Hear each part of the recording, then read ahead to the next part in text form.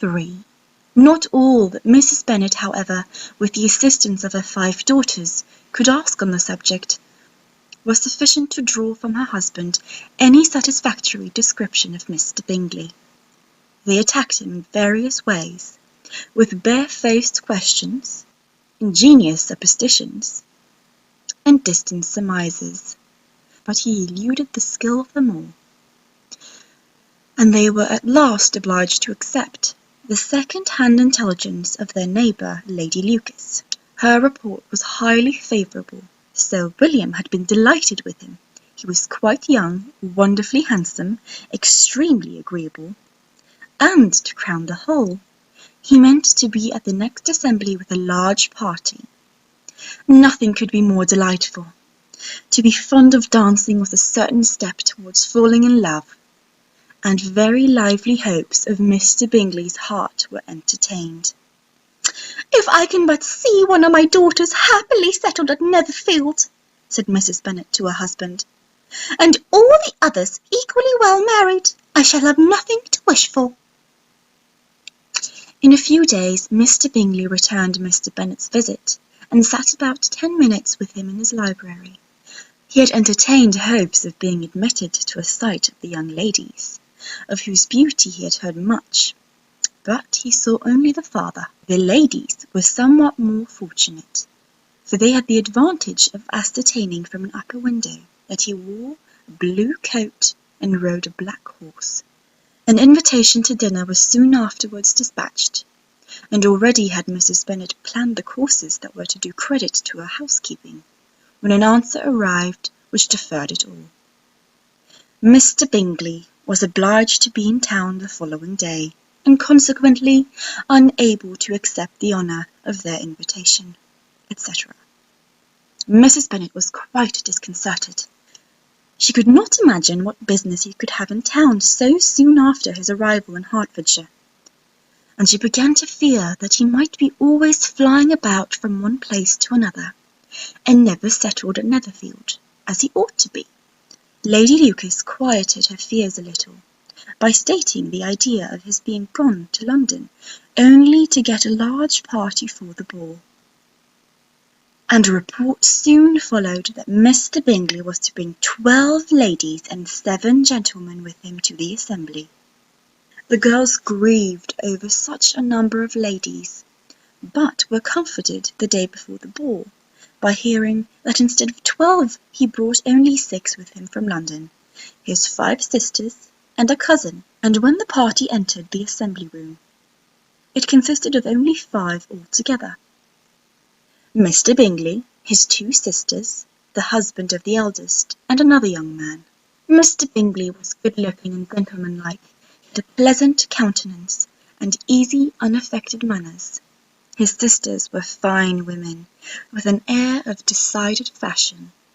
His brother-in-law, Mr. Hurst, merely looked the gentleman, but his friend, Mr. Darcy, soon drew the attention of the room by his fine, tall person, handsome features, noble mien, and the report, which was in general circulation within 5 minutes after his entrance, of his having 10,000 a year.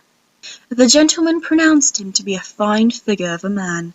The ladies declared he was much handsomer than Mr. Bingley, and he was looked at with great admiration for about half the evening, till his manners gave a disgust which turned the tide of his popularity, for he was discovered to be proud, to be above his company, and above being pleased, and not all his estate in Derbyshire could then save him from having a most forbidding, disagreeable countenance, and being unworthy to be compared with his friend. Mr. Bingley had soon made himself acquainted with all the principal people in the room. He was lively and unreserved, danced every dance, was angry that the ball closed so early, and talked of giving one himself at Netherfield. Such amiable qualities must speak for themselves. What a contrast between him and his friend! Mr. Darcy danced only once with Mrs. Hurst, and once with Miss Bingley, declined being introduced to any other lady, and spent the rest of the evening in walking about the room, speaking occasionally to one of his own party. His character was decided. He was the proudest, most disagreeable man in the world, and everybody hoped that he would never come there again. Amongst the most violent against him was Mrs. Bennet, whose dislike of his general behaviour was sharpened into particular resentment by his having slighted one of her daughters.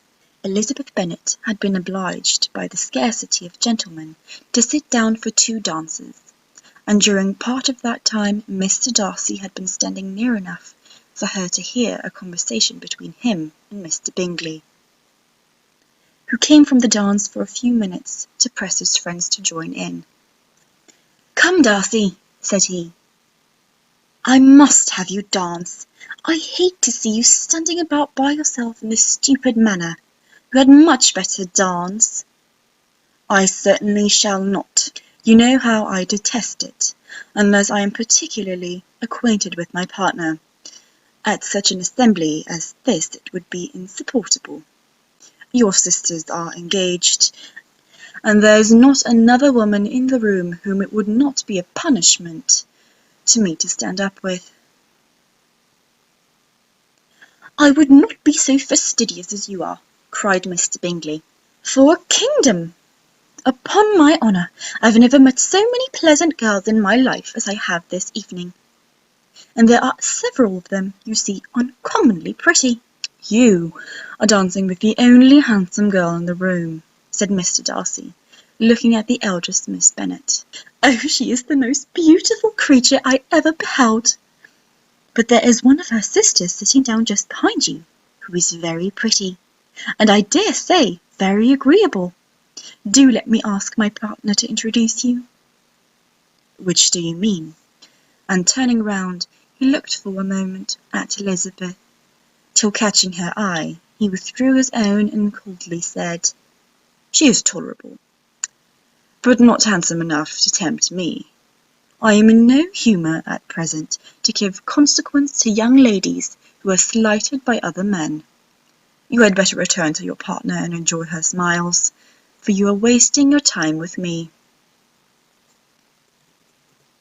Mr. Bingley followed his advice. Mr. Darcy walked off, and Elizabeth remained with no very cordial feelings toward him. She told the story, however, with great spirit among her friends, for she had a lively, playful disposition, which delighted in anything ridiculous. The evening altogether passed off pleasantly to the whole family. Mrs. Bennet had seen her eldest daughter much admired by the Netherfield party.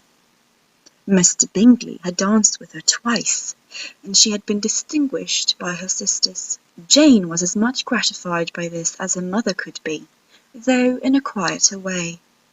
Elizabeth felt Jane's pleasure.